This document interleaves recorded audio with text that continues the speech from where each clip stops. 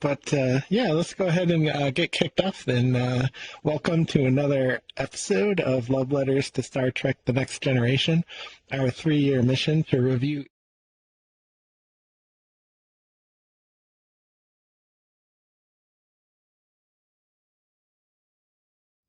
And once again, just my appreciation goes out to our community for making this event possible, kind of co-creating the event through our shares. And it's been such a wonderful couple of years to go through a rewatch together. Still enjoying it, still a highlight of my week. So thanks for being a part.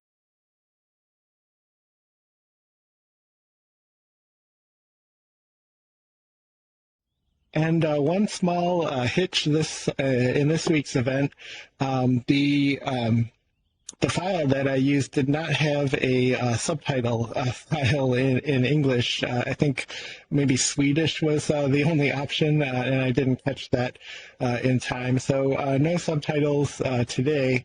But I did notice, I think the video volume is a little on the lower side. I noticed that in a couple of the last events. So I did something to try to raise the volume a little bit. But I also want all the participants to know that just a moment. Oh, my headset cut out for just a second. Sorry about that. But the adjustment of the world volume in your VR chat settings will control the video volume, but also the volume that you hear, the birds that are kind of in this world as a background noise. So if any of those are feeling like they're too high in volume, you can adjust the world volume to make it a little more comfortable. So the general synopsis of this episode is that Worf ends up meeting up with and clashing with his brother over some disagreements and some things that happened in the past. But this is all happening in the background of a very big prime directive that they're kind of dancing around in this episode. So lots of different things going on at the same time.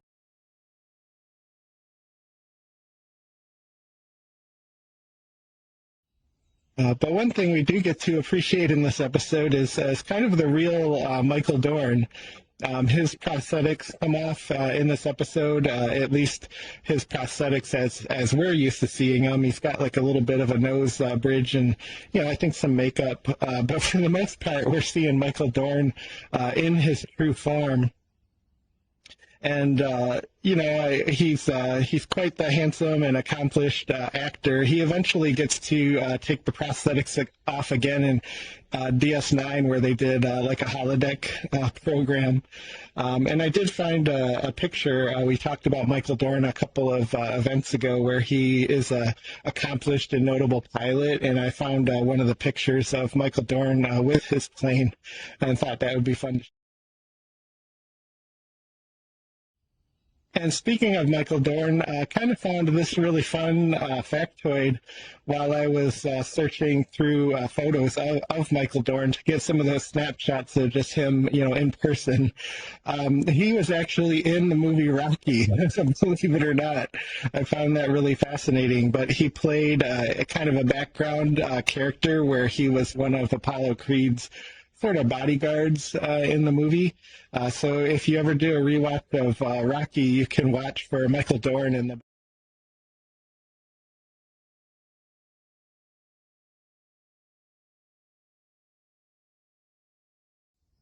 And this is one of the episodes of Star Trek which has really notable guest stars. I thought we could lead off with them.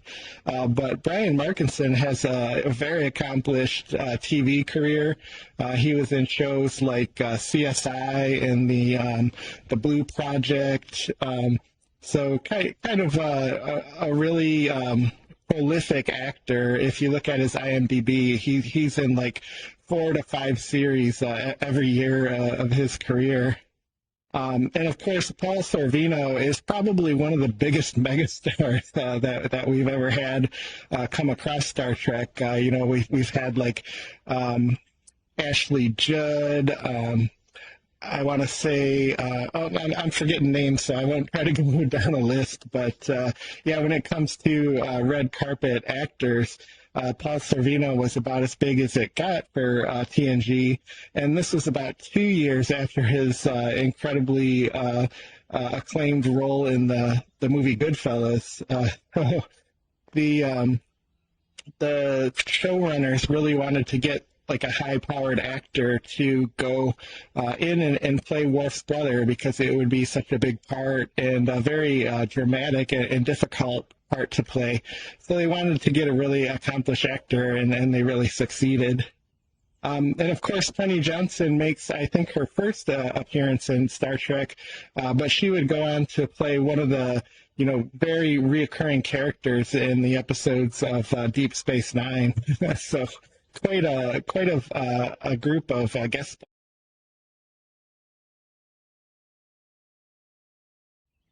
And to kind of kick things off with our plot here, we have this kind of situation with the Prime Directive where they are trying to find out what happened to Worf's brother. They kind of lost communication with him. He was down on the planet, like surveying this ancient culture, and they lost contact with him. And when they arrive, they find out that the planet's in extreme distress. It's kind of like losing its atmosphere because of some celestial events.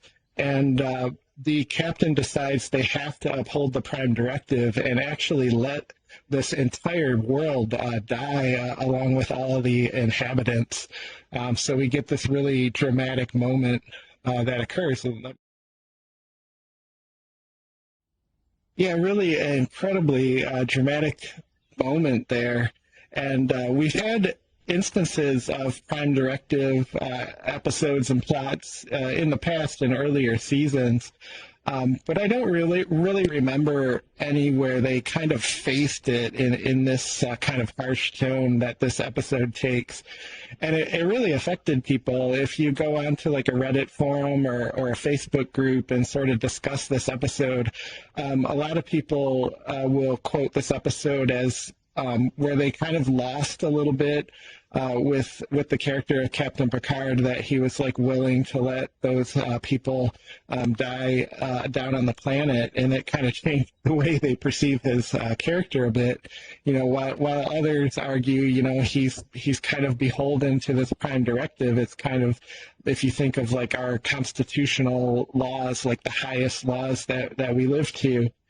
That's the Prime Directive to the captain, and we all know that one of the things in his character is that he upholds laws that he believes in, and we don't talk about the series of the Enterprise a lot. The Enterprise series that kind of launched after Star Trek Voyager, ran its course. But I loved the Enterprise series for how it kind of turned the Prime Directive around, and you're experiencing the Prime Directive in reverse now, where it's the Vulcans that won't like give technology to the humans because they believe we have to like evolve, even though we're a warp capable species. Like they believe we have to sort of earn our technology on our own. It's one of their highest values. So one of the things I do really like about this episode is how kind of it brings up the Prime Directive in this really provocative. And the thing that it really reminds me of is watching nature documentaries and how wildlife photographers, will sometimes keep this sort of indifferent distance from the, the stars of their documentaries, so to speak. But one that really comes to mind is this series that was on Netflix. I'm not sure if it's still on there, but it's called My Octopus Teacher. And I found it this incredibly interesting documentary where this fella takes his camera out snorkeling and like one day like meets this octopus, and they become friends. Like he visits like every day. The octopus is like waiting for him, and they like hang out. And he decided to start making a documentary about it. And then, during one of the scenes where he was down there with his camera, this really small kind of shark came over that was not really a threat to the diver, but of course it was a huge threat to the octopus. And the octopus is like starting to dart, under rocks, and it's trying to grab shells to like these shells in between itself and the shark. And the whole time he's filming this, I keep thinking to myself, like, go help your friend. Just shoo the shark away. Like, all you got to do is swim over and like bop it on the nose or something. But he kept on filming, and he kind of took the stance that he was going to let nature take its course. So I kind of often think back on that scene in the terms of the Prime Directive, and I wonder myself if I could really uphold a law like that. It would really pull at the heartstrings to see somebody in distress that you can help, but there's kind of this law. And speaking of breaking the law, Wolf's brother just so happens to be that type of personality, and he utilizes his position on the bridge in this comlink that was established for him to like upload his research data, and he beams the whole village up into the holodeck and kind of creates this facsimile of their planet, and they have no idea that they're now like living on the holodeck. So there we have a pretty frank discussion between the captain and Nikolai Rozhenko, Worf's brother, after he's beamed this village of people that were supposed to remain on the planet due to the Prime Directive. And I think he starts the conversation out with, like, do you know you just ended your career, or something like that. And of course, Nikolai's smart enough to know that, yeah, he's in trouble. But his ultimate goal is to try to save these people that he's kind of fallen in love with. And to add some kind of a dramatic tension to the situation, the holodeck also starts malfunctioning because of this celestial event that was in the proximity of the Enterprise when the planet was going through its last moments.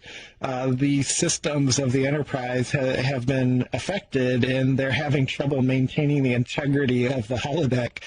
So things are happening like when they're around a village discussion, and the holodeck starts throwing or showing through this pool of water, and everybody's terrified.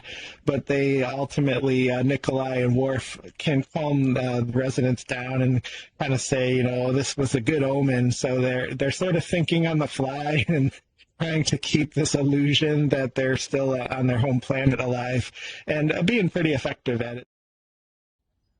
But there really is like an ultimate price to pay for this deception when Vorin discovers the door to the holodeck, and the door is kind of malfunctioning, and it opens for Vorin, and he sort of wanders out into the Enterprise, like having absolutely no idea what's going on.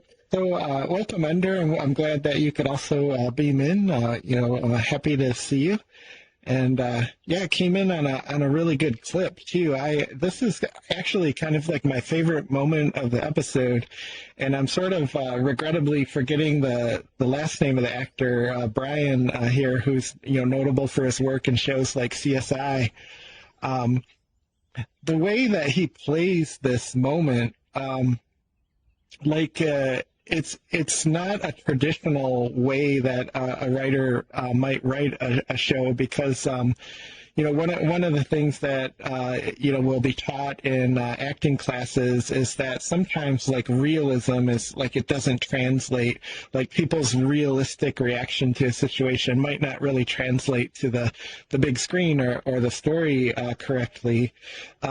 So when Brian comes into this scene with this incredibly intense, like fearful energy, like I really appreciated it, because it was not only not expected, but it's a much more realistic reaction to this situation where he finds himself in, because, one of the most terrifying things we can experience in our lives is like something that we don't understand.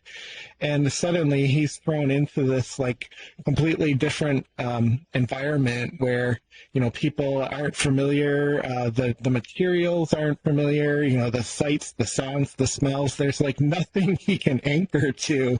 He's just in a completely different like dimension almost.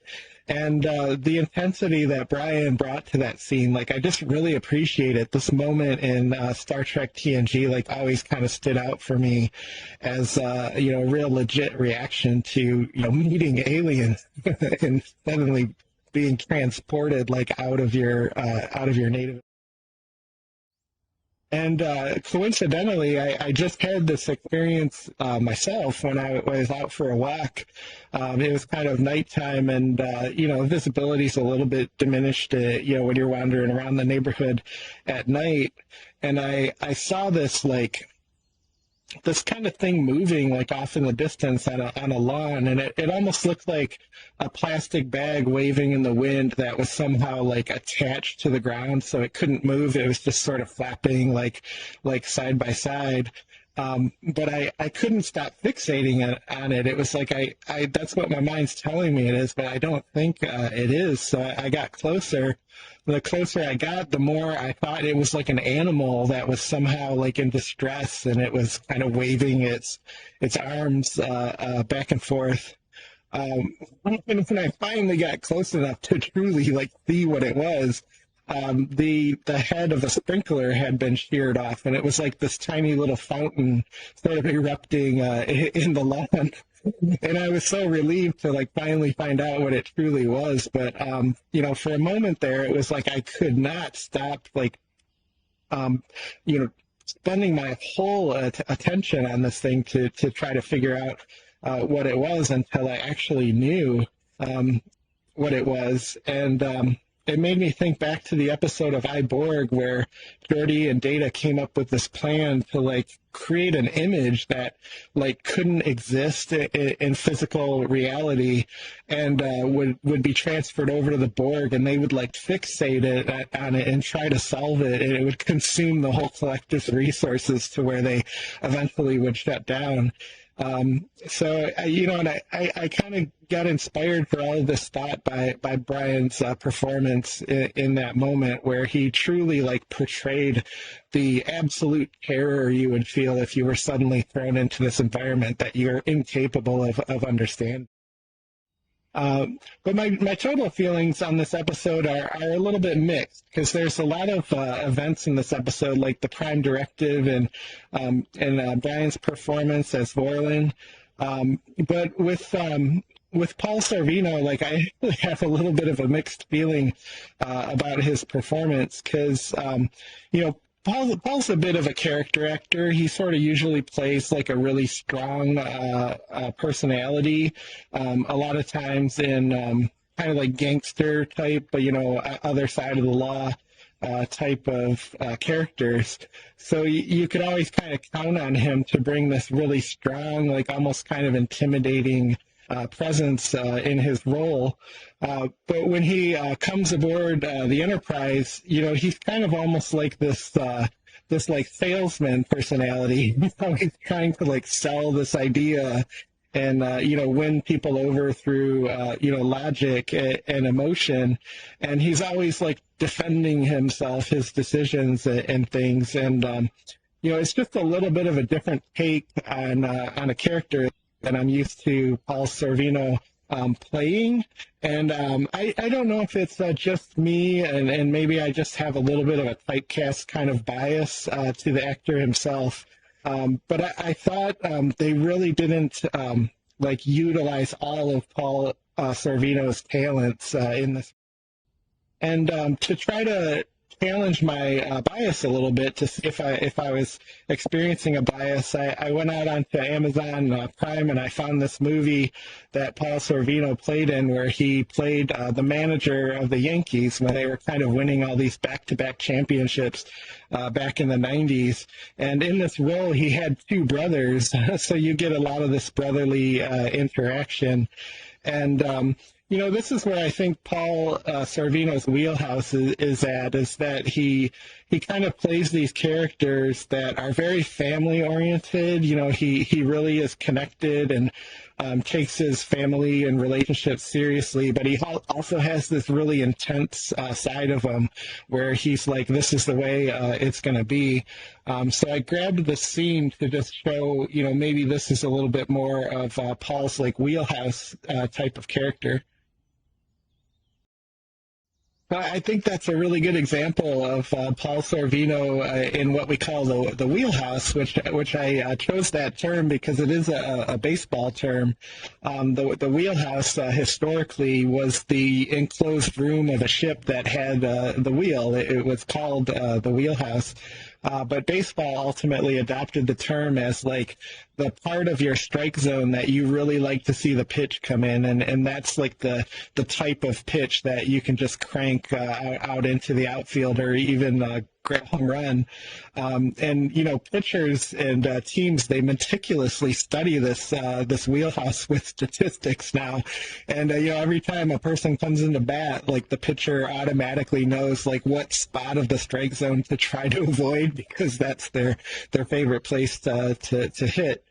And I think it applies to acting too. I think the character in that scene that we just reviewed was kind of more of Paul Sorvino's like type of character, where he's very deeply caring and expressive and emotional, but he also has this like line that you can cross. And I would have loved to have seen a little bit of that especially with Patrick Stewart or Jonathan Frakes. Like, could you imagine those two, having some kind of disagreement like that? It would be a very intense and I think enjoyable performance. And Paul Sorvino also has this notable acting ability to make it immersive, that he has this very connected and loving family. So I really wish they would have brought Alexander into this episode. Like, what a cool scene it would have been with Worf's brother and little Alexander, and that warm family presence that Paul Sorvino. And another thing that I find kind of personally difficult with this episode is this concept of like altruism by proxy. It kind of ran in my family a little bit, where there would be situations like someone would bring a stray dog home, but then they would sort of like expect my father like to be the one that would rehabilitate and like care for and adopt this dog. And this wasn't like an innocent little child. This was a grown adult that would sometimes put these like random responsibilities on the family. And I kind of struggled with that a little bit here, because it's like he sort of forces the Enterprise crew to have to step up and execute this plan to save the villagers, which like there's a totally intense argument on the other side too, right? They're saving lives, they're saving an entire culture. But something about just the approach where he sort of forces them into the situation, kind of struggles. I struggle with it a little bit. But then again, they make it clear that Nikolai Rozhenko really isn't like a part of Starfleet. He like dropped out of the Starfleet training and he became this, kind of researcher. And he's known to be a little bit of a maverick. So, maybe it just totally fits the character and the situation. I'm being a little bit hard on it. But those kind of family memories like come back to me when I watch this episode. And another aspect that comes up for me is, sometimes like your good intentions, like you have the best of intentions to try to help, and you can ultimately and accidentally like make a situation worse. And again, I had this recent experience where I was walking around this big loop at a local mall, and there's a lot of bunny warrens like in the bushes along this trail. So when you're walking, you'll usually see like 12 or 15 like bunnies just randomly out, kind of enjoying the evening and getting something to eat. And this one night I was walking and I saw a really tiny, like young, almost like baby bunny, and there was a cat stalking it. Like this cat was like about 15 feet away, and it was doing its, butt in the air, kind of, slow crawl towards the rabbit. And I had probably less than 30 seconds when I noticed it that the cat actually pounced and like went in after this bunny, and I ran over between them. I was kind of like waving my arms, and I was making that hissing sound that cats make when they're mad at each other. And the cat was trying to get around me, but I kind of upped my game a little bit, and it finally like veered off and ran away. But it ran straight across the street. Like of all of the places that it could have ran, it went straight for the street. And even though I see maybe one or two cars on this road, like in 1 week of walking, there was a bus coming at the exact time that this cat ran across the street. So thank goodness the driver like saw what was going on and actually slowed down enough that the cat did get like across the street before the bus came aside. But I was just trying to keep this little bunny, from meeting this horrible end. And there I went and I put this cat like in all of this danger. So it's yet just another difficult lesson of sometimes when you try to help, you can also like make the situation more. And Q's judgment is, I guess I should have put a Q's judgment. That's last week's Q's judgment. So maybe his judgment is there's the first time for.